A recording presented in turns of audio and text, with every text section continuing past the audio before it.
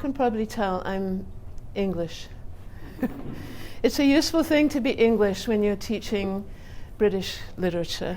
It's slightly more difficult when you're teaching Canadian literature, but I do both, so I do my best.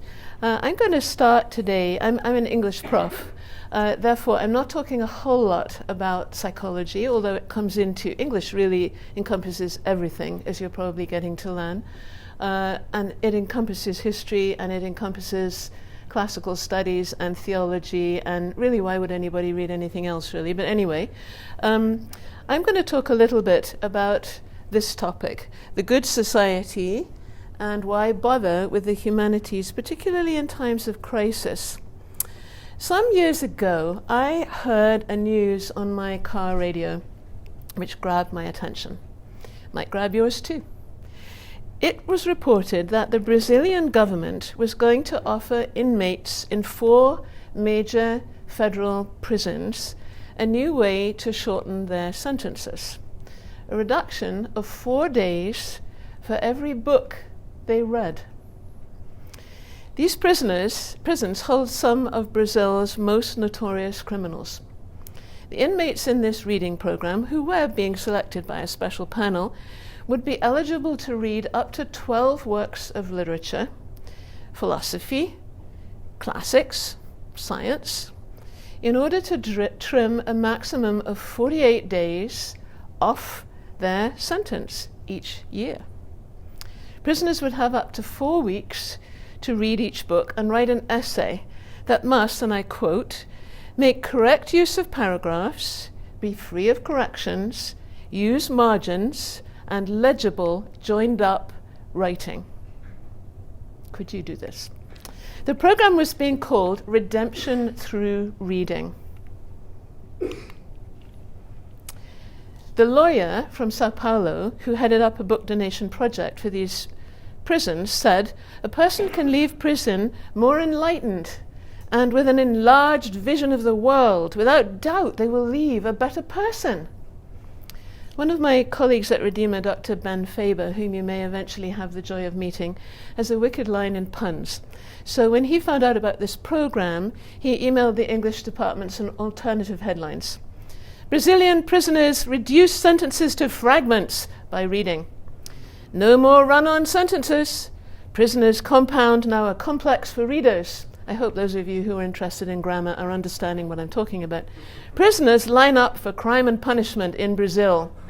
And then lastly, in the future, ex-convicts achieve higher GPAs. Study in Brazil program popular with Canadian students. Really, what was going on in Brazil? Have other people in other places been this enthusiastic about the salutary effects of reading? Well, it's true that in the 19th century Britain, the influential writer and social critic Matthew Arnold ascribed a central role to poetry, by which he meant all imaginative literature. He said it offered a salutary criticism of life, and the whole tradition of Western literature would provide a civilizing influence through what he famously called the best that is known and thought in the world. One present-day commentator, with all the benefits of hindsight, suggests that Arnold understood the humanities as a conservative, socializing force in a world of declining religious belief. He thought that with the growing polarization of classes because of industrialization, there was an urgent need for a system of values that could transcend the interests of self and class, so literature as savior. In fact, in the 1920s, the British literary critic I.A. Richards represented a whole attitude to the arts between the 2 world wars, when he actually declared that poetry, and again that means imaginative literature, is capable of saving us. Richards too saw a society in crisis. Scientific discovery had outpaced, he thought, human ability to understand life as meaningful. For him, the solution was imaginative literature. But by many other accounts, you had to be a but, didn't there? Any notion that reading could save us died the death with World War II.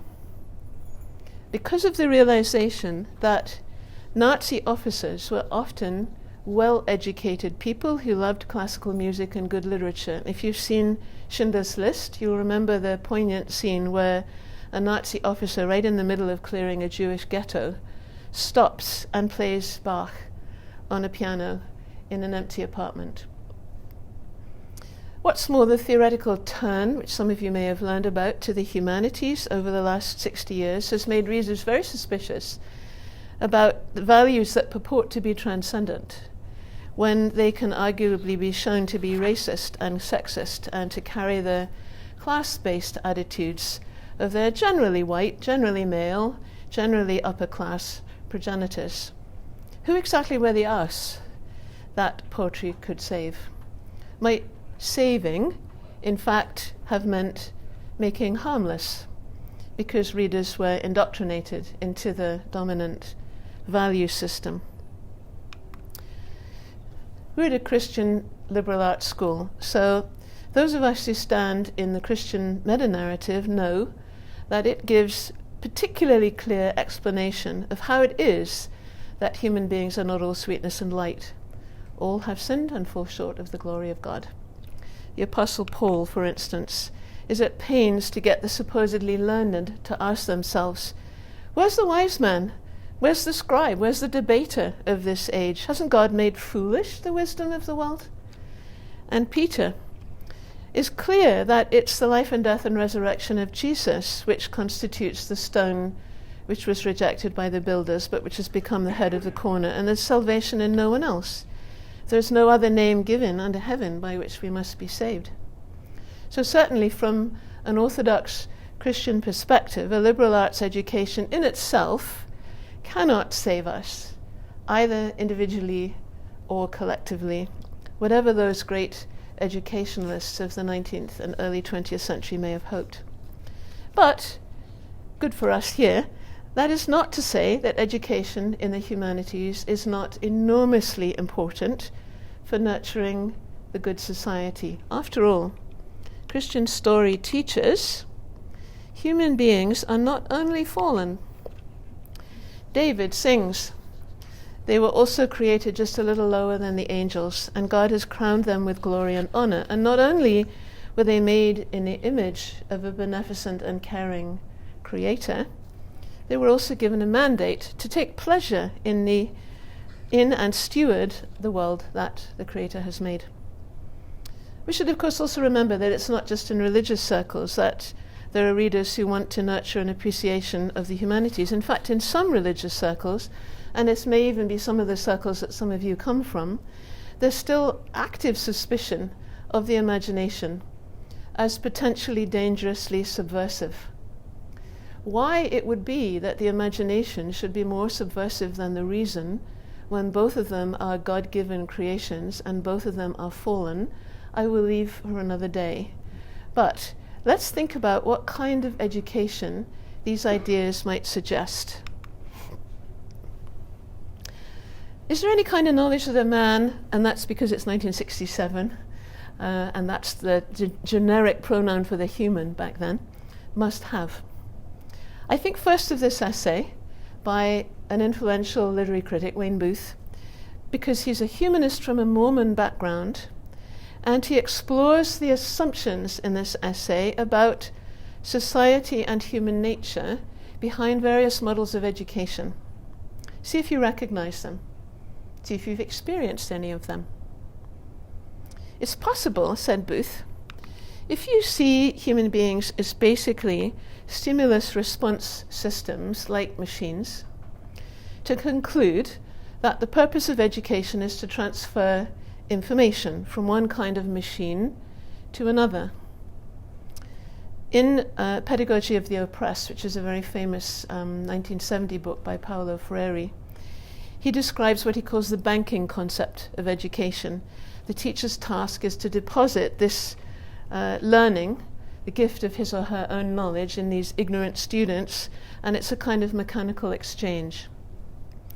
Freire argued that that kind of education can actually serve the interests of an oppressive regime because it prevents critical thought, or it can, and it can dehumanize people into automatons. It's possible, Booth went on, if you see humans as basically sophisticated animals, then you understand the purpose of education as a kind of sophisticated conditioning of a human rat in the maze of life. It's also possible, if you see human beings as basically members of social groups whose needs must be met, to understand the purpose of education as training human ants to fill the necessary social niches. You might say that Freire's banking notion of education produces people who are adapted to their social environments, and so it fits that third model in Booth's schema, socialization of ants for the anthill. I really hope you don't find your education is like that. But if the human being is understood as a construct of circumstances and ideologies, as many Marxist critics would argue, then Booth's rejected images of the human as sophisticated rat or society as sophisticated anthill urgently become situations to expose. It becomes a fundamental requirement of our education in humanities that we recognize that those are ideological situations because we need to learn to think critically about them. But there's a fourth option. If, said Booth, you see human beings as mysterious ends in themselves, as his own worldview led him to do, then education will teach human beings not only how to think for themselves, but also how to experience beauty for themselves, to choose their actions for themselves. On that understanding, education is much more than content transfer or rote learning or certification for a job. It's both much more exciting and more dangerous than programming machines or conditioning rats or training ants, because human beings, as we well know, have wills and imaginations, and we make decisions for ourselves which affect not only ourselves but also those around us. I think we could say that something like Booth's concept of the human as mysterious subject arguably lies at the base of all traditional arts, liberal arts agendas. However, can education be dangerous? Is this a question you ever ask yourself?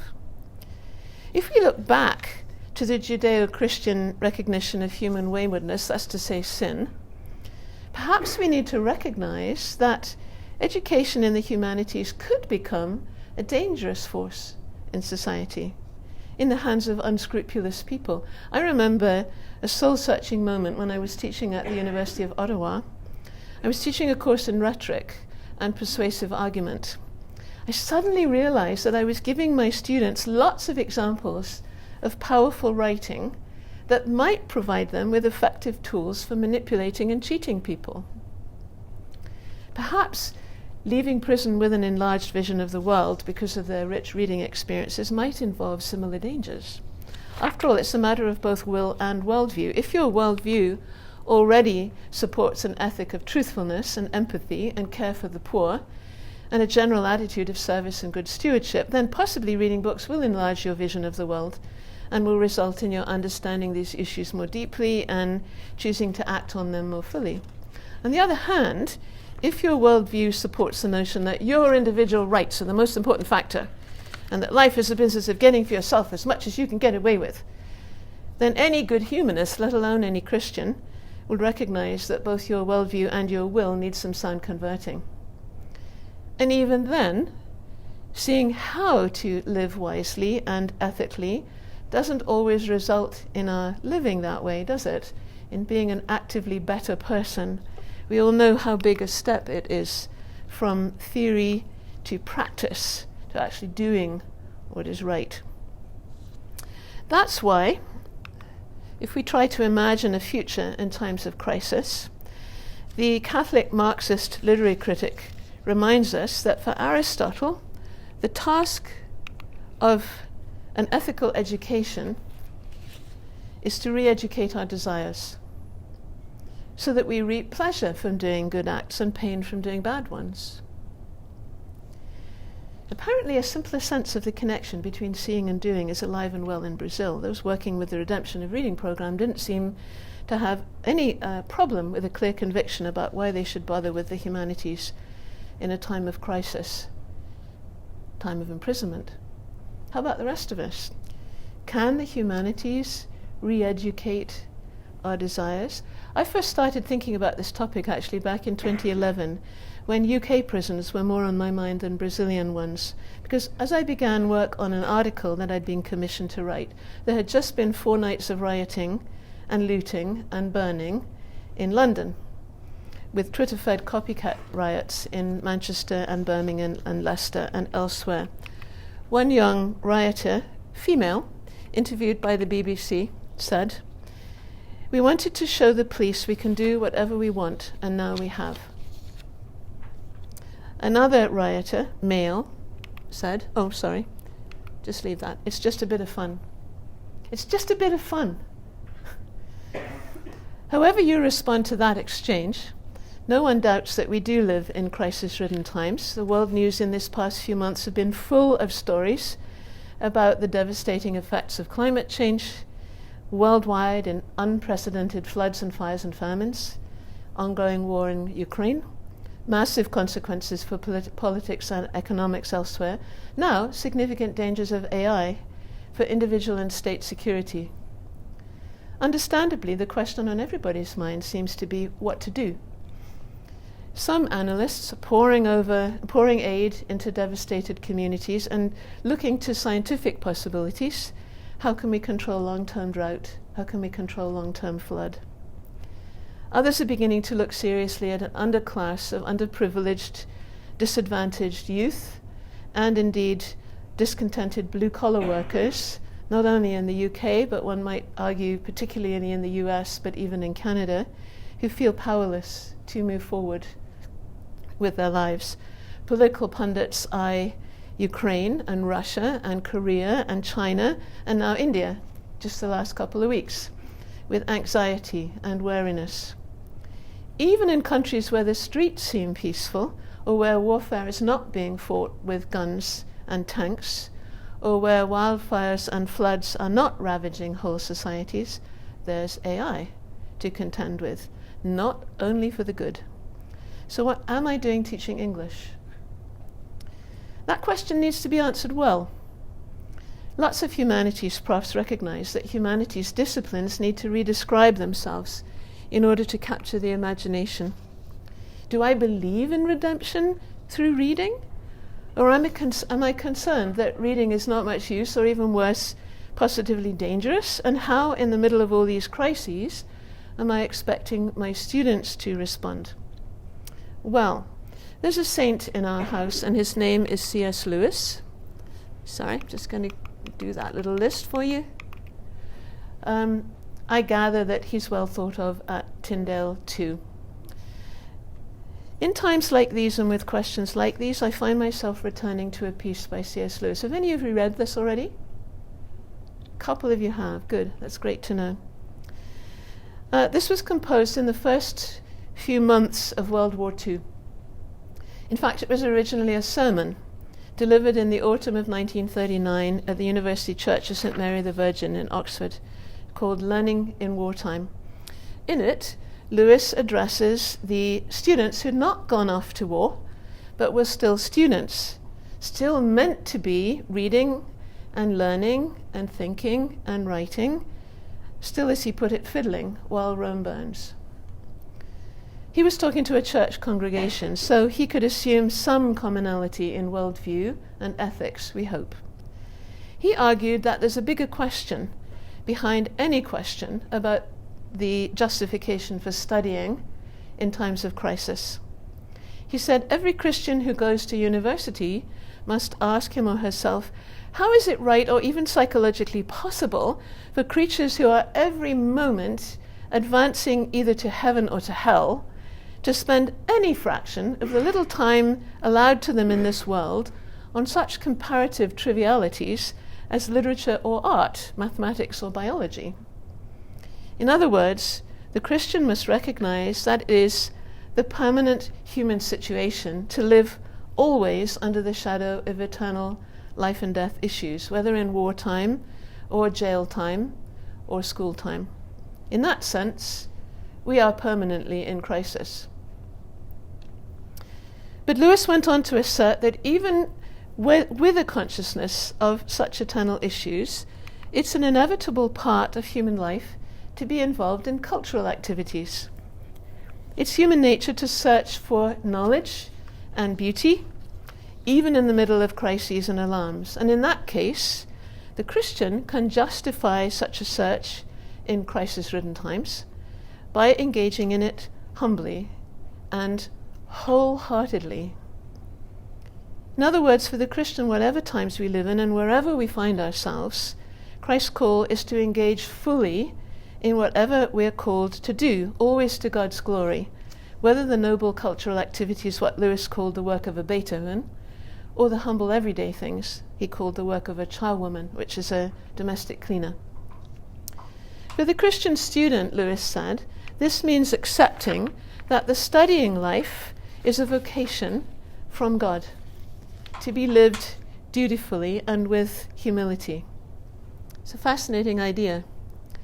Since a cultural life will exist outside the church, whether it exists inside it or not, the work of those who are called, even for the short time of an undergraduate degree, to what Lewis termed the learned life, that's what you're doing right now, will be to offer a service through their learning. Through their learning in humanities, answering bad philosophy with good, what he called muddy heathen mysticisms with cool intellect. In particular, he pointed out that gaining a careful and detailed knowledge of the past can provide a foil to the fashions and assumptions of the present. This is a duty which those studying in university are called to fulfill. Learning about the past as a duty, thinking philosophically as a vocation, those are not attitudes that I find my students immediately taking up. Do you think that way? It's much easier, isn't it, to see learning and thinking as instrumental to getting a grade, and then a course, and then a degree. If you get the degree, you get the job, and then the paycheck, and the house, and the family, and the vacations, and you're set for life, no? Well, no, in fact. That kind of approach is awfully close to Bowen's description of the rat in the maze, or the ant in the anthill, or indeed a Marxist description of how ideology gains ground in the state. As a Christian student, you're called to bring your mind and your imagination to bear on the thinking of the past and the issues of the day as a servant, who may be able to strengthen good thinking and trouble poor thinking, both in your studies and in the fruits of your studies taken out into the world. And then perhaps the nature of that coveted job in itself needs some cool rethinking.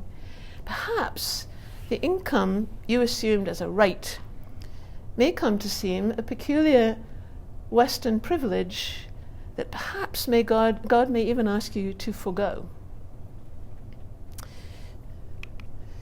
In your New York Times opinion piece several years ago, senior columnist David Brooks, that some of you may read, questioned the drive in our culture to business credentials divorced from both a liberal arts perspective and a firm moral foundation. Here's part of what he wrote. Whatever field you go into, you will face greed, frustration, and failure. You may find yourself challenged by depression, alcoholism, infidelity, your own stupidity, and self-indulgence. So how should you structure your soul to prepare for this? Simply working at Amnesty International instead of McKinsey, that's a global management consulting firm, is not necessarily going to help you with these primal character tests. Furthermore, how do you achieve excellence? Around what ultimate purpose should your life revolve? Are you capable of heroic self-sacrifice, or is life just a series of achievement hoops? These are not analytical questions about what to do. They require what he calls literary distinctions and moral evaluations. He says contemporary university students tend to convert moral questions into what he calls resource allocation questions. Questions about how to be into questions about what to do. I love this one. He says it's worth noting that you can devote your life to community service and be a total schmuck. You can spend your life on Wall Street and be a hero. Understanding heroism and schmuckdom requires fewer Excel spreadsheets, more Dostoevsky, and the Book of Job. So, a couple of pictures for you. Brooks' concern here is with structuring your soul and finding ultimate purpose, considering how to be, not just what to do. He wants students to understand the difference between heroism and schmuckdom, whatever they do with their lives, whether in Lewis's terms the work of a Beethoven or the work of a charwoman. How interesting that his conclusion is that students need to read more. Huh. The Good Society. Like Brooks and Lewis, then, I will affirm that I'm sold on the value of reading good books. Literary and philosophical and classical and even scientific texts can engage and stretch our minds and imaginations. They can reflect our lives back to us. They can help us see from other people's points of view, even in other times and places. And if our wills are so inclined, reading texts like these therefore can help us towards that state of peace and harmony that the Bible calls shalom. We might ultimately call the Good Society. Of course, there can be profound disagreements about the nature of the Good Society. Terry Eagleton colourfully puts it this way in After Theory: the history of moral philosophy is littered with rusting, abandoned models of the good life.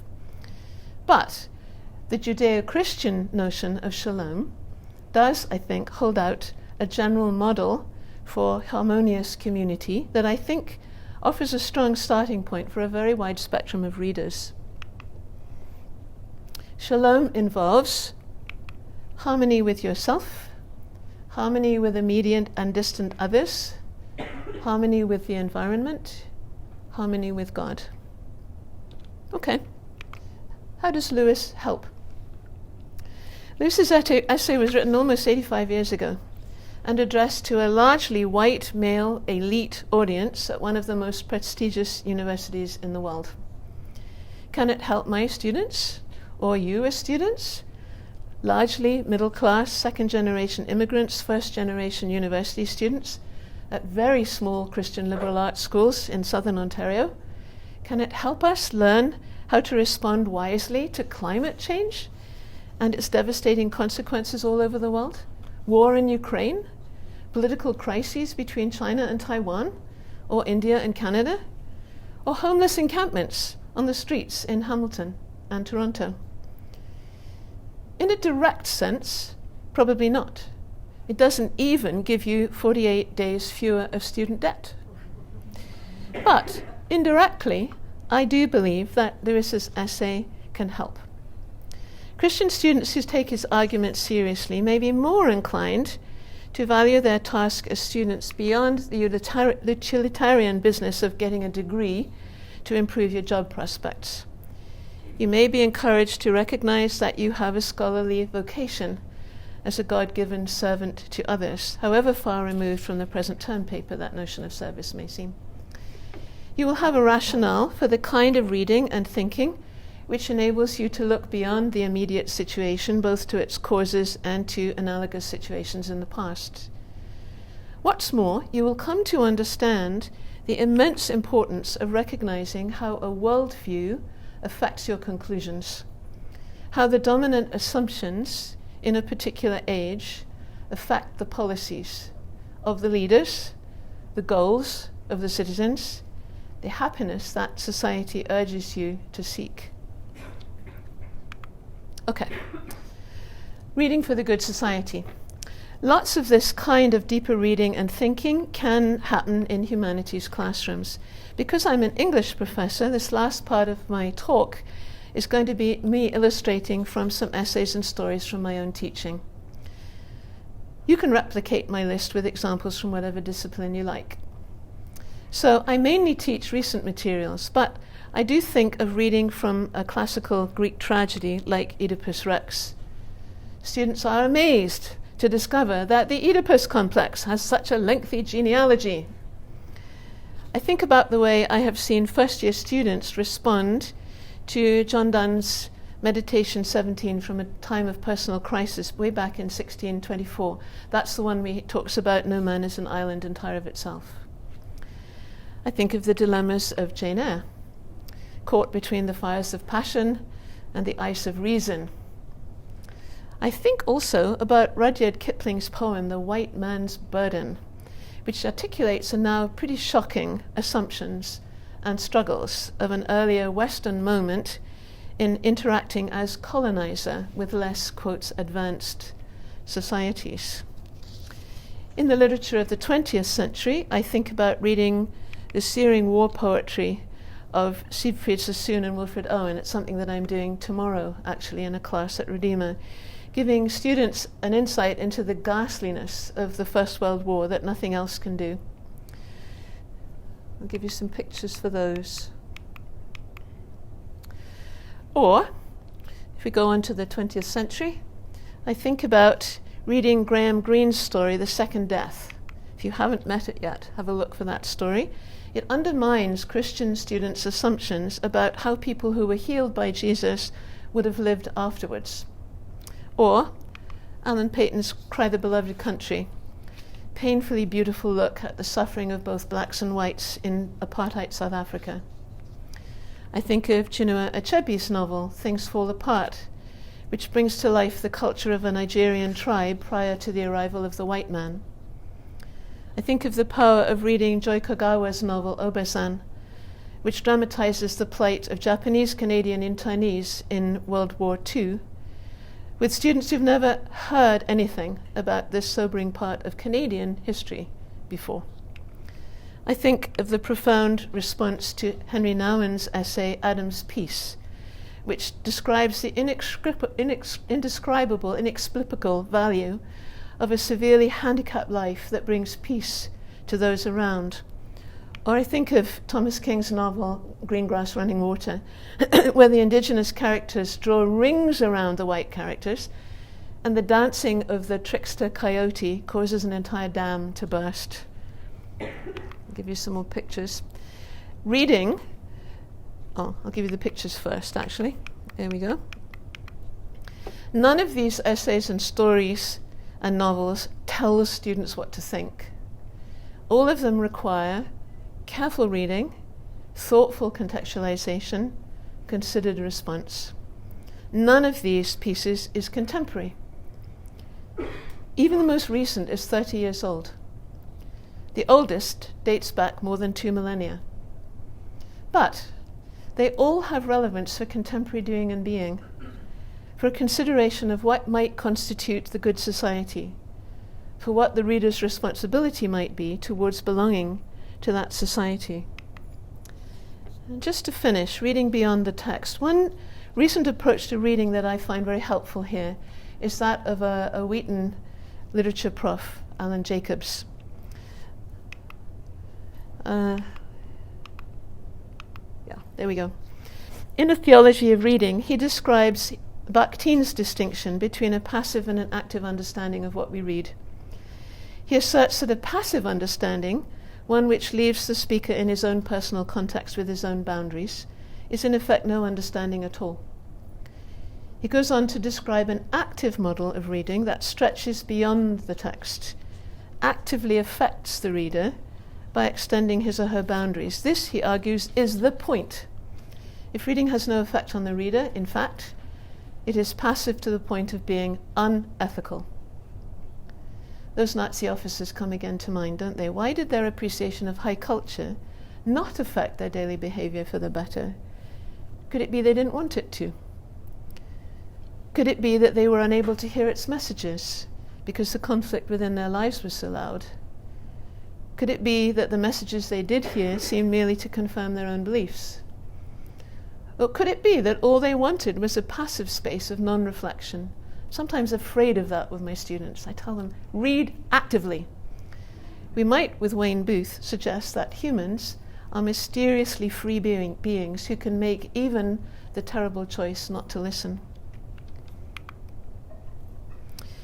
Reading to escape from the tyranny of the immediate. Nevertheless, as the Brazilian prisoners presumably discovered very practically, an escape from the tyranny of the immediate can be one of the key goods of a humanities education. Even if reading can't in itself make us better people, at least it can extend the boundaries of our awareness. Culturally, geographically, historically, emotionally, psychologically. We know that whether or not those Brazilian prisoners then get involved in positive action is a matter for the human will, energized by the Holy Spirit. It may be that regularly enrolled and more privileged students, i.e. you guys, need more help to recognize that in a culture of instant gratification, instant communication, the immediate can be a tyrant. By devaluing both the past and the future, it can even be the enemy of living faithfully in the present. Reading can counter our society's presentism by showing us the world beyond our own immediate lives, showing us that it's real, it's important, it's relevant, not only on our own doorstep, but in other parts of the world, and in the past of our own civilization and those of others. Reading can counter racism, sexism, class bias by bringing to life people and situations that are quite foreign to the reader's own context. These kinds of awareness of the world beyond the immediate will immeasurably enrich the experience of the present and may well change our perspective upon that experience. So it's true, reading widely in the texts of the past isn't generally going to offer you any immediate practical solutions to present social problems. It's also true that the deepening of compassion and understanding are in and of themselves insufficient to move to wise action without our being in some way predisposed to that action. But Alan Jacobs again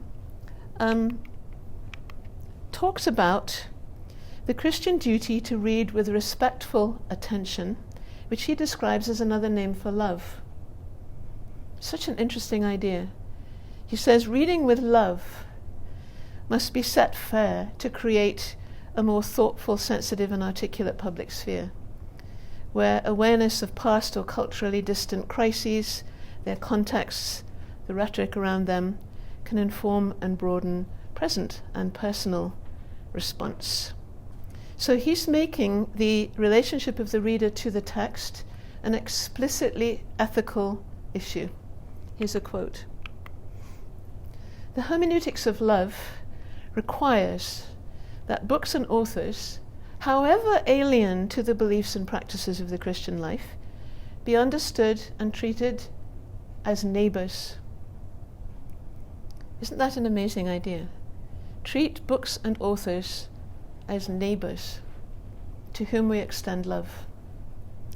Though the humanities can't save us, if we pay them the respectful attention due to our neighbors, surely they can help us see our world in a wholly fresh way. Then perhaps we can begin to imagine what the ultimate salvation of our world, God's world, the good society, in all its rich variety and difference, might actually look like, and how we can be a part of it. And I had to put that little clip up at the top left. If I'm ever stranded, I hope it's in a bookstore. Thank you.